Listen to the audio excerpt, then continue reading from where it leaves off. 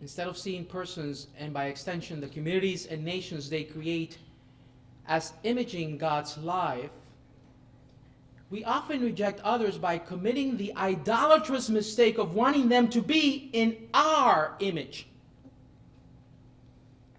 While the practice to welcome others and their distinct otherness cannot be idealized, greater inclusion and participation of diverse persons, communities, and nations is the desired recipe to advance the common good. Of course, not every human experience is life-giving or advances the common good. In cases when difference of opinion becomes itself a stumbling block, conversation and discernment among diverse and reasonable voices must continue to resolve human impasses. As both theology and diplomacy affirm, communication, whether we think of God's self-communication in Christ and the Spirit, or our self-communication to others, is the sine qua non, the essential aspect to reconcile human differences and advance the common good. But we know that self-communication is a gift that is freely offered and must be received. Communication always occurs within the web of grace and sin and human limitations.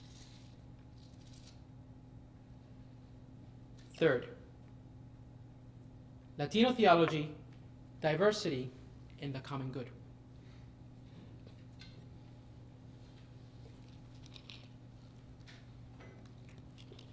Echoing the central theme of Latino theology to address issues of diversity, power, and inequality, Latino theologians have, in this country, questioned how dominant social groups can often marginalize persons and ideas associated with certain underrepresented cultural, racial, and gendered experiences. While supporting a vision of inclusion and reconciliation of human differences, Latino theology, as a result of its distinct social location, mainly related to the marginalization that many Latino communities have experienced in this country, reminds us that the common good cannot be realized without opting preferentially for the poor and marginalized. This preferential option maps the conditions necessary for reconciling human differences. Attentive to the way power asymmetries, privilege, and inequality often affect notions of communal unity, diversity, and belonging, Latino theology offers its own version for realizing the American ideal of e pluribus unum, out of many one. Latino theologians have criticized the way difference discourse often excludes as a result of the postmodern absolutization of certain expressions of particularity and otherness. And when this happens, those in power refuse to own their difference and confuse their particularity with universality. So only the other one is different. I'm not different. As a way to challenge these false assumptions, for instance, Carmen Nanco Fernandez turns to the notions of hybridity and multiple belonging. For her, it is no coincidence that the question of imago Dei, the image of God theology, quote, is being raised in the heart of a hybrid United States by a polychromatic, polyglot, multi-ethnic, translocal comunidad of scholars seeking to articulate the multiple intersecting contexts that form the basis of fluid identities in relationship. Nanco Fernandez raises some probing questions that can help diplomats and theologians alike improve communication in efforts to advance the common good.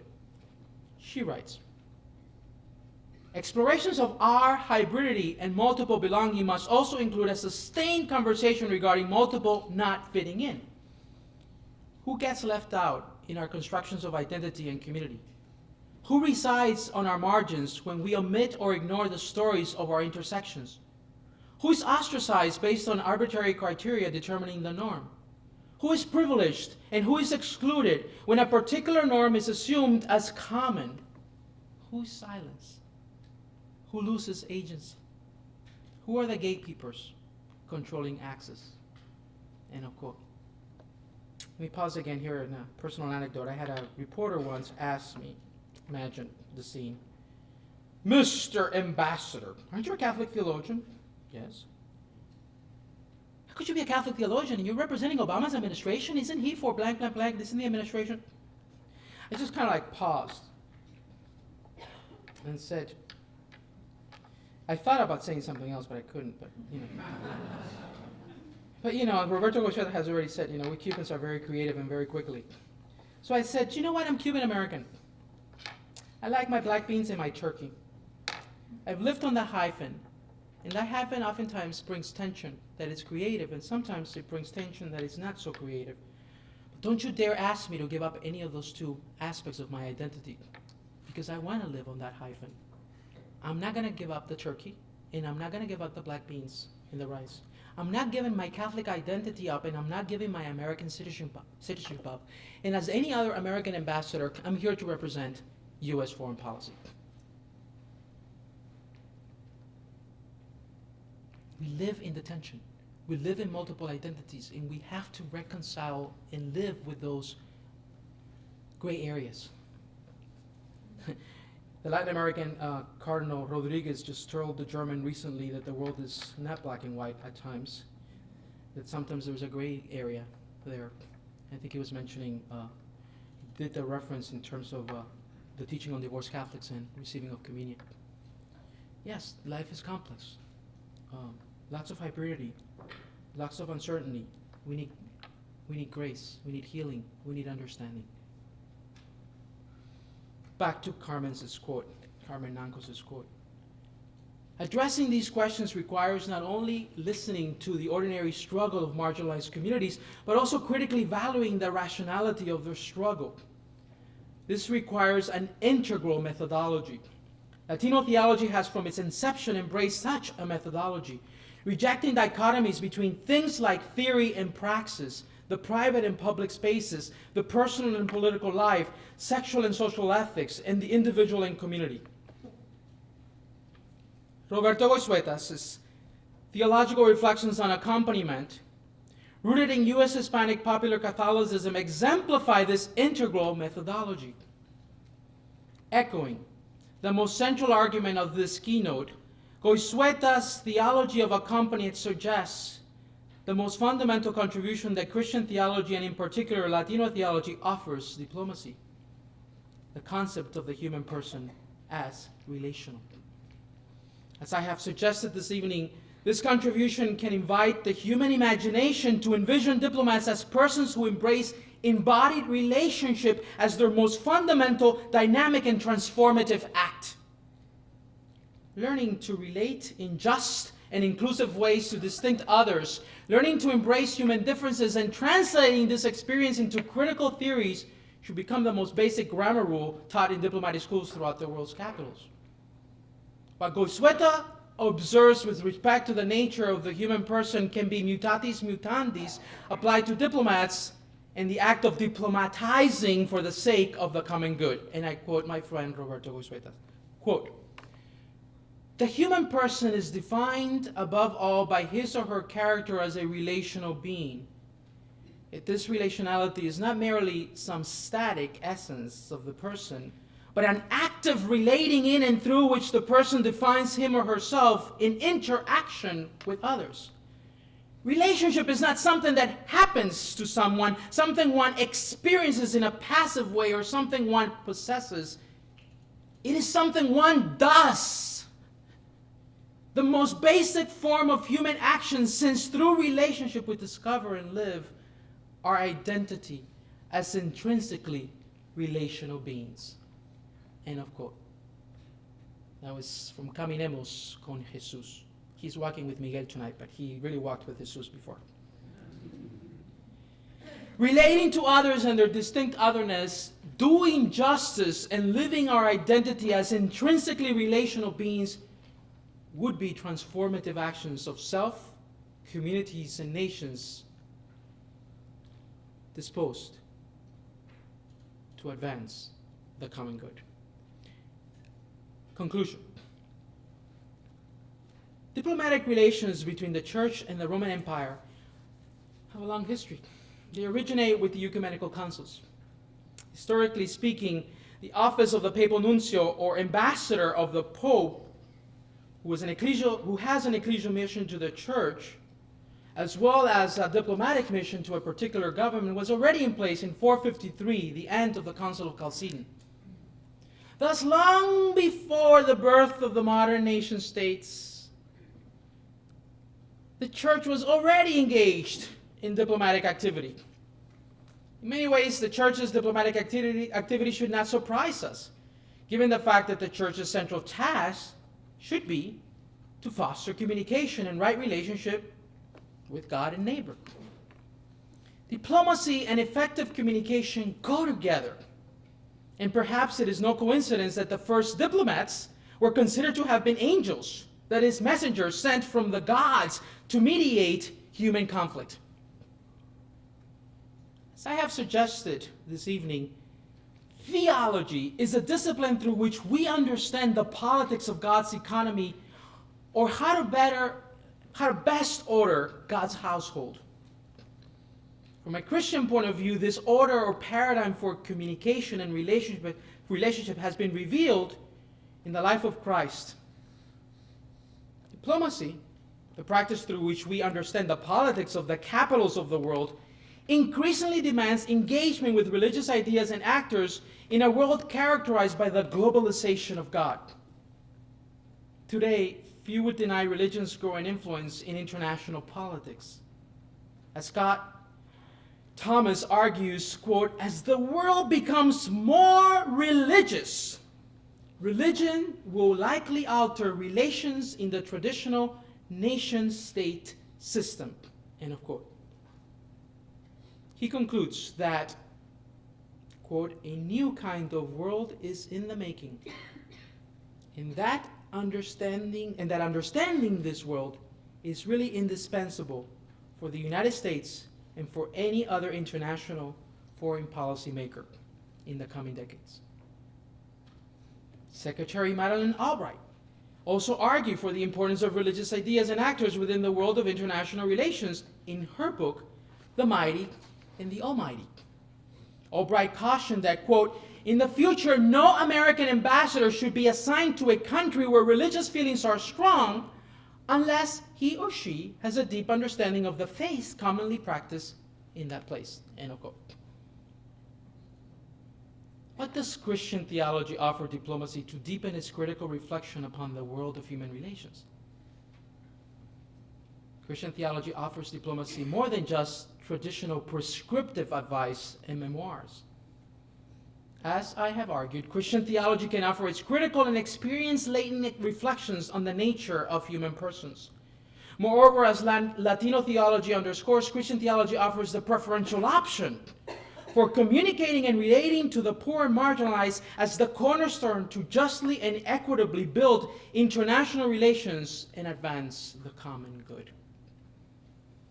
In his recent apostolic exhortation, Pope Francesco reflects on the universal ethical demands of this option. Diplomats, and in particular those among us who have embraced St. Paul's invitation to become ambassadors of reconciliation, 2 Corinthians 5:20, it is Paul's wording after all, to become ambassadors of reconciliation among diverse persons, communities, and nations, might do well to heed Pope Francis's advice. And I quote Pope Francis. Each individual Christian and every community is called to be an instrument of God for the liberation and promotion of the poor, and for enabling them to be fully a part of society. That demands that we be docile and attentive to the cry of the poor and to come to their aid. A mere glance at scriptures is enough to make us see how our gracious Father wants to hear the cry of the poor. I have observed the misery of my people who are in Egypt. I have heard their cry on account of their taskmasters. Indeed, I know their sufferings, and I have come down to deliver them. So I will send you. The old question always returns. says Pope Francis, how does God's love abide in anyone who has the world's goods and sees a brother or sister in need and yet refuses to help? That is the question for each of us here this evening who are called to become ambassadors of Christ. Thank you for all your presence here. May God bless Emory, our country, the human family. Pleasure to be with you.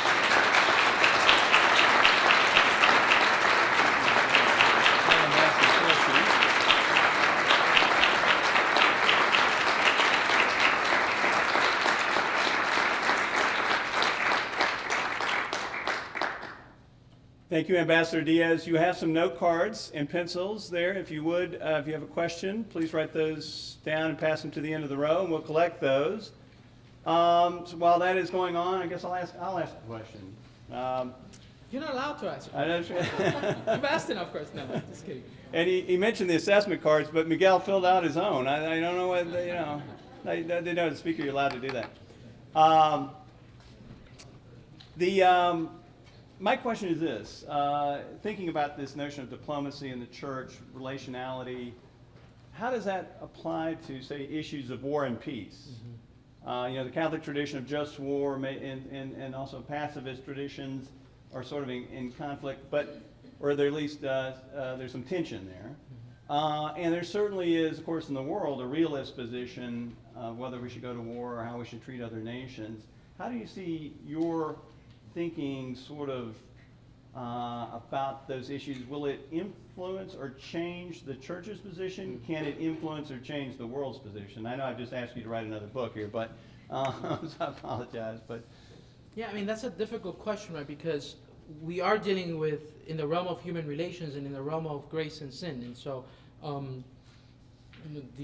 just recently there was a book published, some of you may know, on Catholic peace building, which includes a number of very, very excellent essays that deal with some of these issues and whether or not today war is even an option given the potential that we have to create chaos and once something starts, the difficulty of stopping it. And there are many examples of that even as we speak. So we can't take an idealistic or naive approach to human conflict because it's there, it's going to continue, and from a Judeo-Christian tradition, we know that that sin is part of the human condition, and so the idea of creating relationships that are just, that are equitable, that are more human is it's work. It's relationship is, as Josueta points out, and as I've tried to point out, even in the act of diplomatizing, it's not. It's work. It takes a lot of effort. It takes a lot of trust. It takes a lot of giving and receiving. But the worst we can do is to give in too quickly, because I'm a firm believer that that grace has had and will have the final answer. Well, and of course your friend Cardinal Casper, Yes. When he was here, he kept repeating one of Jesus's last words, which were that all may be one. And somebody said, well, you talk about how hard it is to reconcile faith traditions. And he said, but what's the other option? In terms of relationality, the difficulties are there, but what's the other option? We go back to warfare, violence. What are our choices? Well, here's a question. Please share your thoughts about reconciliation and communication between Catholics and Catholic bishops. So I knew someone wanted to become. I knew that someone wanted to institute a school of diplomacy within the church and to use some of the tips that have been offered at the international level, domestically. I have to say that, in honesty, from the other side of the Atlantic, that many times from over there it seemed like we did need, and we continue to need, both for the church and our society, for our nation, the ability to diplomatize, the ability to engage in this giving and receiving that I've spoken about, the ability to compromise for the sake of the common good. And so the question is well taken. The need to foster right relationship, friendship, and trust, so that the gifts that have been abundantly poured on the people of God can be trusted and not feared. Because this culture of fear works at different levels, and it's certainly there. You know, I've heard so much how the expression of even John Paul II, you know, non avete paura, do not be afraid, but yet we constantly act out of fear. And I think it's very, very, very prophetic that Pope Francis is using increasingly the term the culture of encounter. So I think that's that culture of encounter that we have to foster. Each one of us has to foster.